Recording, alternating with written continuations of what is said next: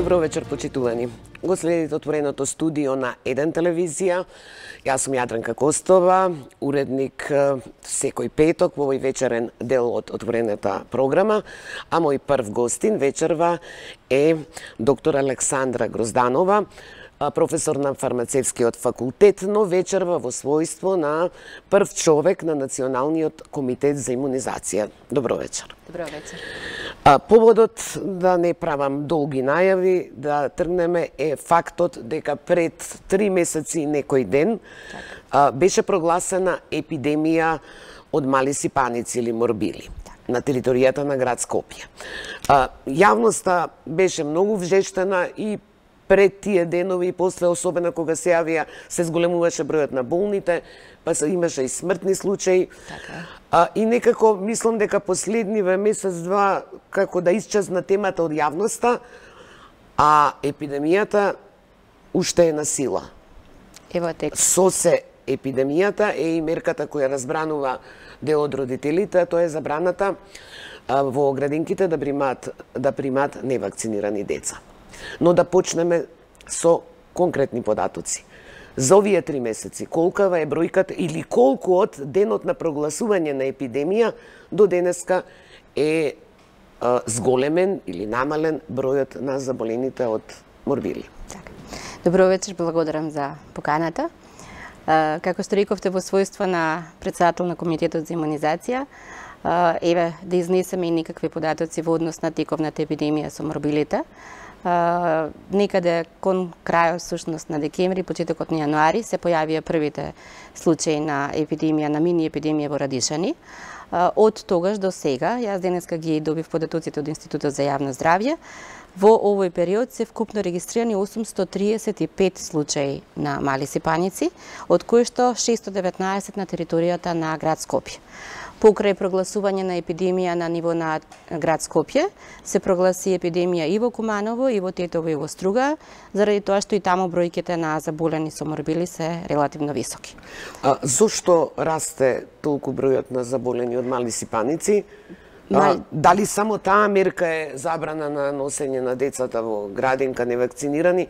Дава ли воопшто таа мерка ефект? Дава. Што расте бројот на заболени? Расте бројот на заболени, меѓутоа ако ги видите возрастните групи, на почетокот најранливата група од 0 до 4 години беше онаа која што беше на удар, и токму поради тоа беше воведена таа мерка, таа е стандардна епидемиолошка мерка, која што сите здравствени институции и национални, интернационални професионални асоциации предвидуваат, а тоа е забрана на колективно престојување на деца до таа возраст, бидејќи тогаш се всушност најподлежни на трансмисија од морбилите од 0 до 4 години, а дополнително еден податок ни беше дека најголем број всушност од овие деца не беа вакцинирани.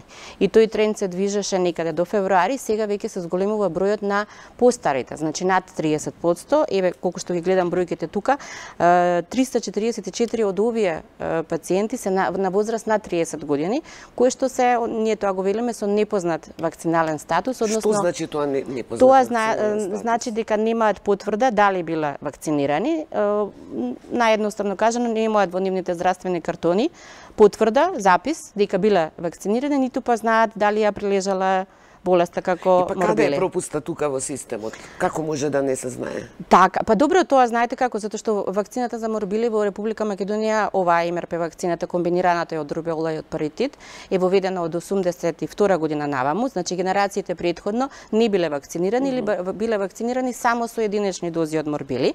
После тоа веќе ние имаме систематско вакцинирање и тие генерации се сите вакцинирани нормално оние кои што подлежале на вакцинации, кои што ја примиле вакцината.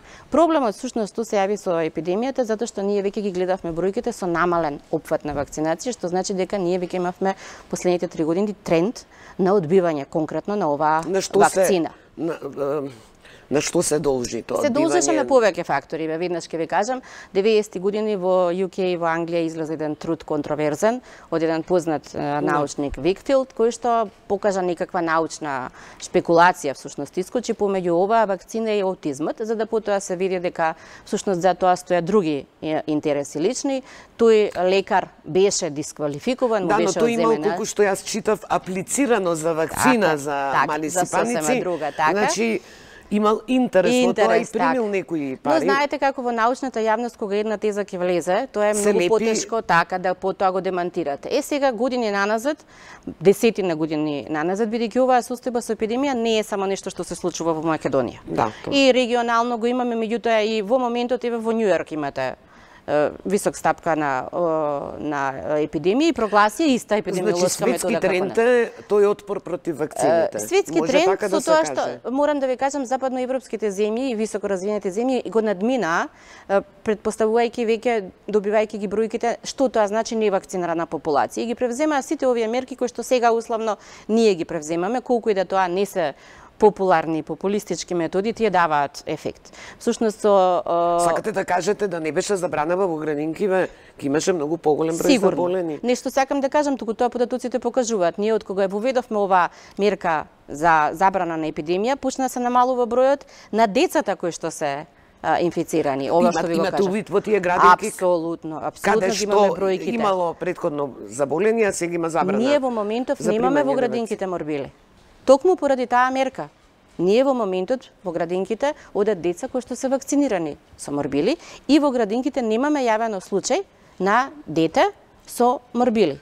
Тоа сме го спречиле на тој начин со прогласување на таа забрана всушност. А колку од овие заболени, да, рековте дека е огромен процентот на невакцинирани, но како оние на возраста кај што име на повисоко ниво, да се изразам така, како го ја поднесуваат? Многу полошо.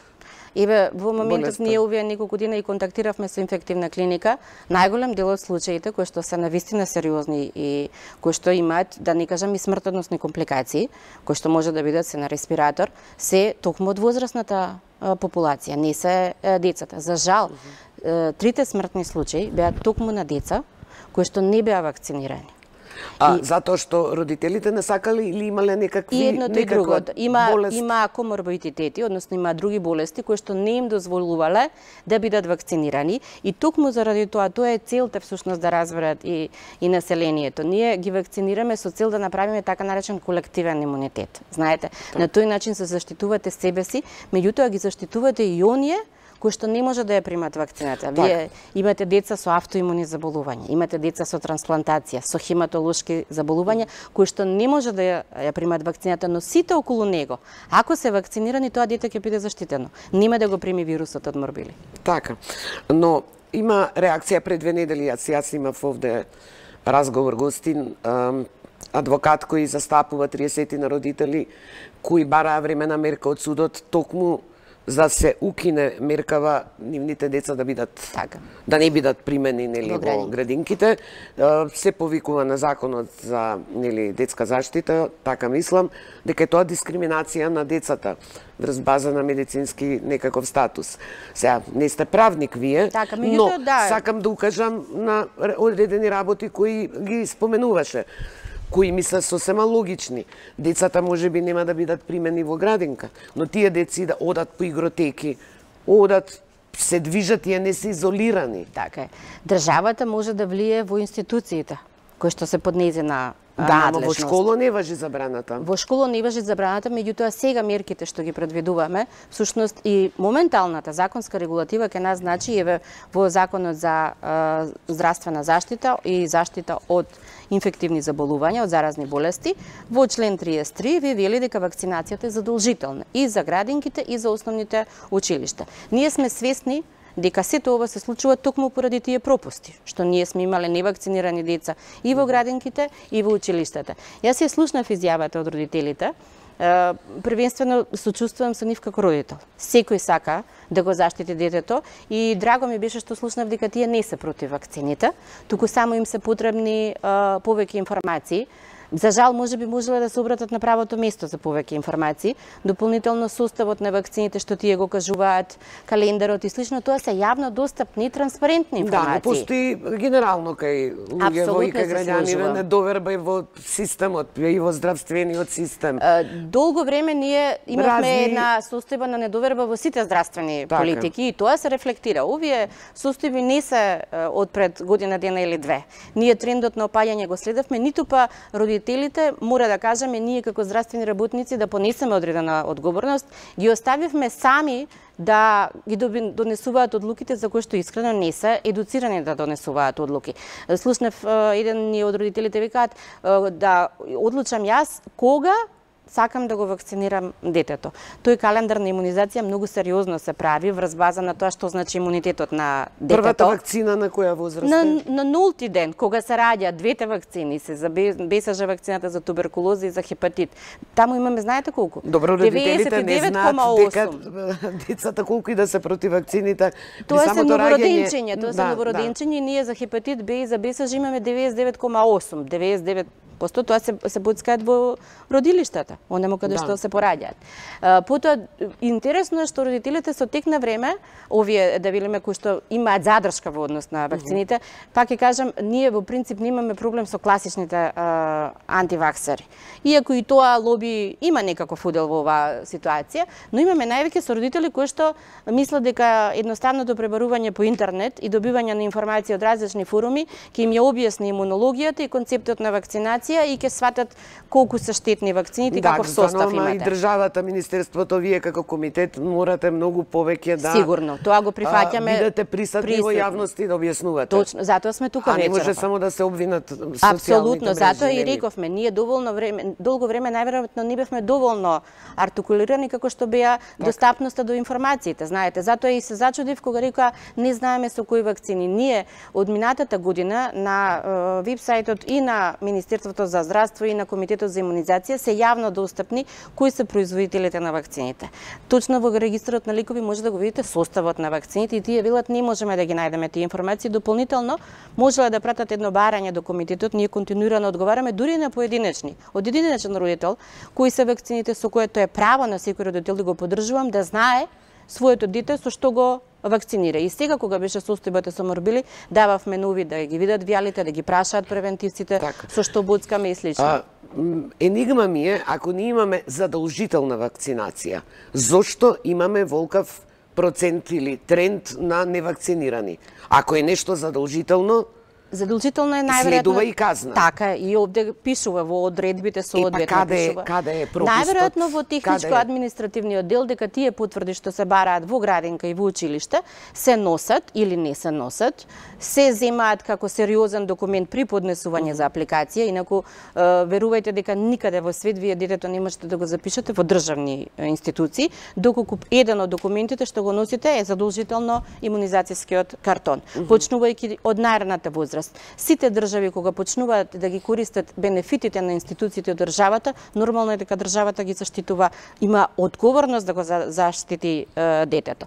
Пропустот е најверојатно заради тоа што ние така како држава функционираме, законот постои, а не го имплементираме. Со воведување на новиот електронски начин на запишување на имунизацијата, веруваме дека на тој начин ќе се избегнат овие преписки делумно вакцинирани, па преписки од педијатри дека може да биде одложена вакцинацијата. Значи, состојби ги детектиравме за да го премостиме овој момент и да апсолутно биде многу јасно дека при поднесување на документите за запишување на дете во градинка и во училиште, таа потврда, односно тој електронски евидентен картон за имунизација ќе биде задолжително нешто. Така.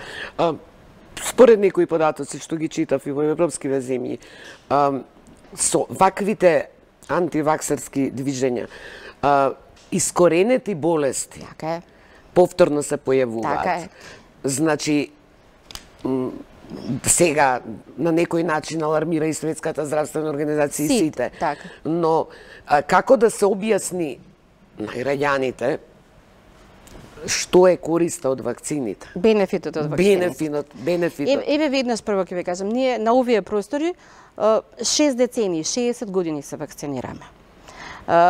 Ако нешто е потврдило својата безбедност и начин на функционирање со токму вакцините, затоа што ние имаме искоренето церебрална парализа од полиото, имаме искоренето дифтерии.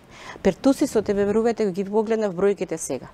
Пертусисот се враќа, црната кашлица, на голема врата, токму поради тоа што ни се намалува стапката на вакцинација. Дополнително одредени држави, како Италија, од незадолжителен го вратија циклусот на задолжителен календар на имунизација. Сега од 1 септември во Италија ниту едно дете, покрај тоа што ќе биде казнето финансиски, нема да биде примено ниту во градинка, ниту во училиште. Истото се случи и со Шведска, и со Данска. Дополнително ви велам се менува миграцијата, значи дека во Шведска колегите од Стокхолм се чудеа кога добија туберкулоза. Заради тоа што мигрантите кои што се движеа од Сирија не беа положни на тоа. Во Шведска инаку не се вакцинира од туберкулоза, но движењето на народот веќе не бе прави имуни од ништо. Заразните болести не препознаваат граници и многу лесно може да се направи таа трансмисија. Дали е точно дека наши граѓани македонски пренеле мали сипаници во Бугарија? За жал, да.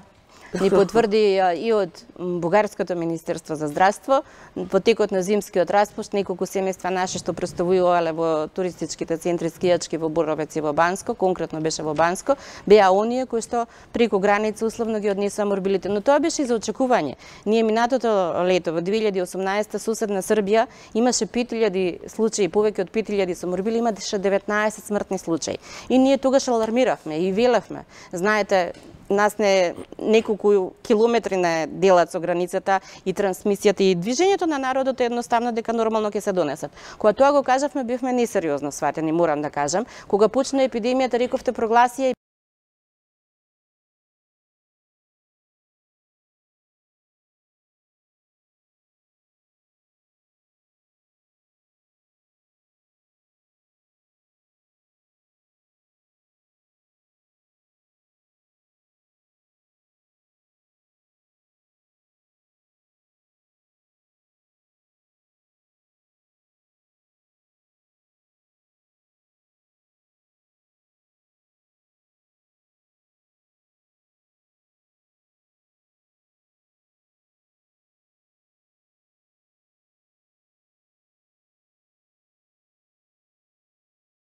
се на инфективна клиника или оние кои што се заболени. Да ги прашате дали сега разбираат што значи заштитноста на морбилите или прележувањето на морбилите, зашто тоа и не е баш така едноставна болест која што нели родителите велат, па нека ја прележи, ние сите сме ја прележувале. Не е така секого и не во сите случаи. Тези се дека ова фармацевската индустрија сака да заработи со вакцините. Мене логиката па ми оди дека ако се искоренат некои болести, загуба има фармацевската индустрија што произведува антибиотици или други лекарства. Па еве ќе ви кажам конкретно вакцината за грип. Беше бесплатна оваа година за одредена категорија на возрастна категорија на пациенти, односно за пензионерите со одредени примања, државата обезбеди вакцина за инфлуенца. Во тој период најголема е потрошувачката всушност на антибиотиците. Не оправдано, бидејќи вирусна инфекција не ја третирате со антибиотици, меѓутоа ние тоа го знаеме. И X други состојби, еве сега чисто да кажам и за граѓаните да знаат, двете нови вакцини кои што се воведуваат од 2019 година, тоа е пневмококната вакцина и рота вакцината, се директно асоцирани со огромен број на трошоци од лекување на децата. Нема дете до 3 годишна или 5 годишна возраст што немало пневмококна инфекција. Тоа се болки во грлото, пневмонија на плуќата, отитис, воспаление на средно уво и ние секогаш некако пристапуваме, ако се разболи ќе го третирам. Современите здравствени системи многу повеќе вложуваат во она што значи превентива, во она што значи да се спречи, да го превенирате, отколку да го третирате. И се надевам дека и нашите граѓани ќе го препознаат конкретно за пневмококната вакцина. Изненадена сум колку родителите од друга страна па се запознаени, а тука има еден социјален момент, тие ја виделе болест. Знаете, го гледаат детето кога е болно. Ние не можеме да ги убедиме дека може да се врати и дифтеријата, дека може да се врати и пертусисот, заради тоа што се некои за нив историски податоци. Но пневмонијата секој ден ја гледаат ке децата. Дали вие, например, не е задолжителна вакцината против грипот? Дали вие сте се вакцинирале? Секоја година, секој од моето семејство, дополнително еве ќе ви кажам, ние како здравствени работници, први сме што треба да се вакцинираме. Секогаш ќе го кажувам примерот, дали би сакале да ве оперира хирург кој што не е вакциниран со хепатит Б.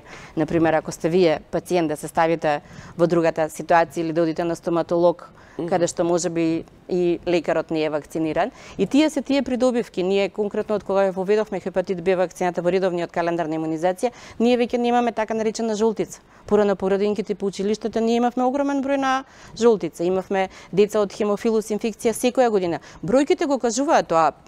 Опаѓа заболувањето. Опаѓаат трошоците за третирање на тие деца. Тие деца имаат подквалитетен живот. Тие родители не отсуствуваат од работа за да ги чуваат. И колку чини после еден болен кој ќе заврши во болница? Илјадници пати многу повеќе. Еве, грипот го спомнавме, онака кој не е задолжително. Знаете зошто ги воведовме токму, односно ги испланиравме за пациентите кои што се над 64 години. Тие се оние кои што имаат X други коморбидитети. Најчесто тоа се хипертензија, кардиолошки заболувања, диабет и слично.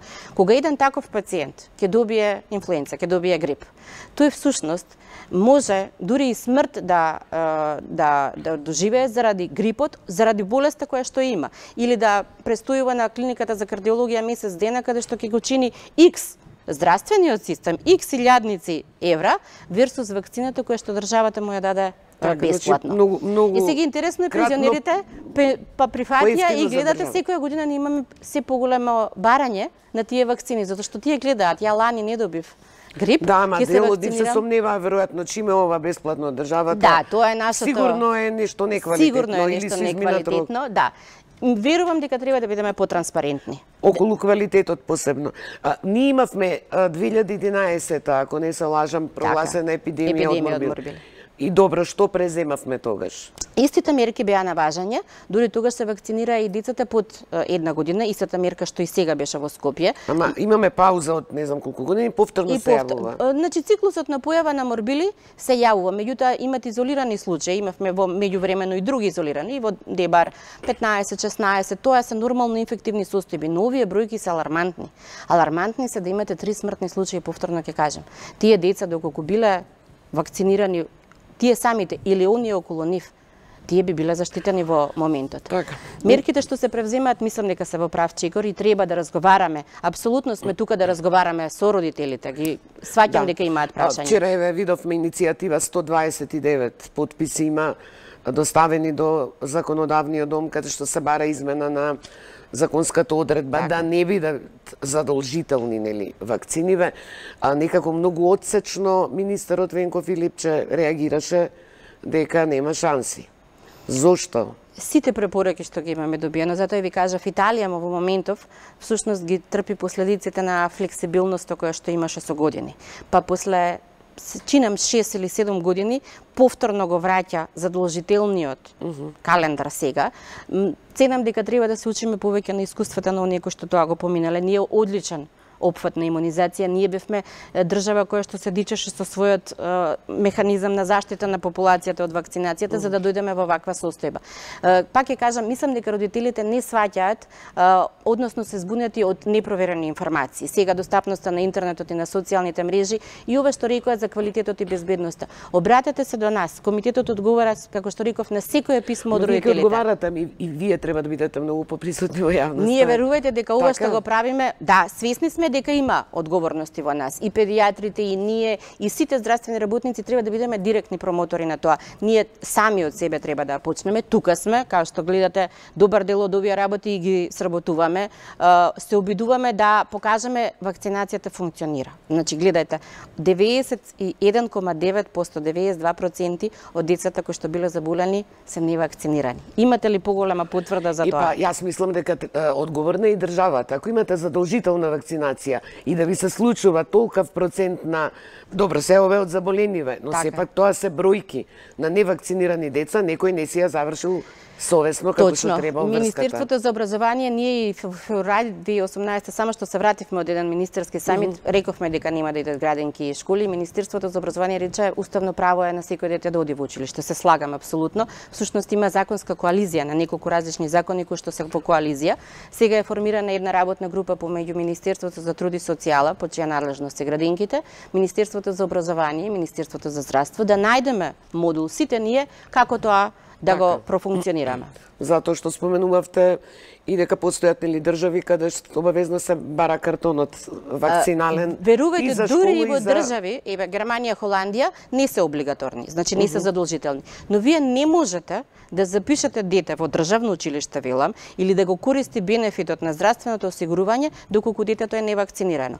Тие само свеста на родителите е толку голема што всушност не се ни разговара. Децата се вакцинираат и тоа е тоа. Добро, за крај, последната недела во април е светска недела за имунизација. Веројатно имате некаква агенда. Имаме направена агенда, ќе имаме една широка едукација. Поагресивно или да не кажеме поагресивно. Позитивно. Посоработливо. Да соработуваме со родителите, да одговориме на нивните прашања, да покажеме дека сме тука, да транспарентно покажеме што сакаме да постигнеме, да им ги покажеме бројките, да ги видат квалитетот производачите на вакцините и едноставно да го подигнеме едното ниво на вакцинацијата.